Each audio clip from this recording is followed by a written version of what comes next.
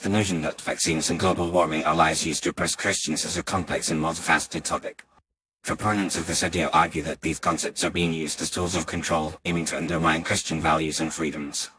While this perspective may seem unfounded to many, it is essential to examine the underlying concerns and motivations that drive this narrative. On the surface, vaccines and global warming appear to be unrelated to Christianity or any other religion. Vaccines are a well-established medical practice, backed by overwhelming scientific evidence, aimed at protecting individuals and communities from infectious diseases. Similarly, global warming is a widely accepted scientific fact, with the overwhelming majority of climate experts agreeing that human activities are significantly contributing to the rise in global temperatures. However, for some Christians, these concepts are perceived as threats to their faith, values, and way of life. One of the primary concerns is the perceived infringement upon personal freedoms and autonomy. Some Christians believe that mandatory vaccination policies and climate change mitigation efforts, such as carbon pricing or restrictions on certain activities, are examples of government overreach and an attack on individual liberties. They argue that these measures are being imposed without their consent, undermining their right to make choices about their own bodies, families, and livelihoods. The sense of loss of control and autonomy can be particularly troubling for Christians who value self-determination and limited government intervention. Another factor contributing to this narrative is the perceived secularization of society and the erosion of Christian values. Some Christians feel that the emphasis on vaccines and global warming is part of a broader agenda to promote a secular, humanistic worldview that marginalizes their faith.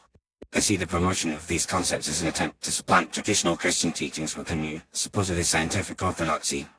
This perception is often fueled by a sense of cultural disorientation, as Christians struggle to adapt to a rapidly changing world that seems to be moving away from their values and beliefs. The role of media and information dissemination also plays a significant part in shaping this narrative.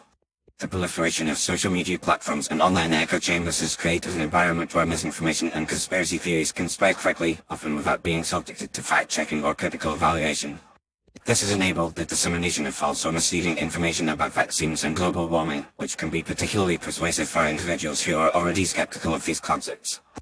As a result, some Christians may become convinced that vaccines and global warming are indeed lies perpetrated by a supposed elite seeking to manipulate and control them.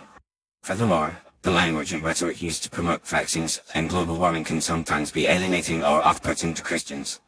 The emphasis on science and expertise can be seen as dismissive of faith-based perspectives, implying that Christian beliefs are inferior or less relevant to these issues. This can create a sense of us versus them, where Christians feel that their values and concerns are being ignored or ridiculed. The use of terms like climate denial or anti-vaxxer can also be perceived as pejorative, implying that those who question these concepts are ignorant, rational, or even evil. In conclusion, the idea that vaccines and global warming are lies used to oppress Christians is a complex and multifaceted narrative, driven by a range of concerns and motivations. While this perspective may not be supported by scientific evidence or factual reality, it is essential to understand the underlying fears, values, and beliefs that shape this narrative. By engaging in respectful and empathetic dialogue, we can work to build bridges between different communities and foster a more inclusive, nuanced discussion about these critical issues. Ultimately, it is only by acknowledging and addressing the concerns of all individuals, regardless of their faith or background, that we can hope to create a more just, equitable, and sustainable world for everyone.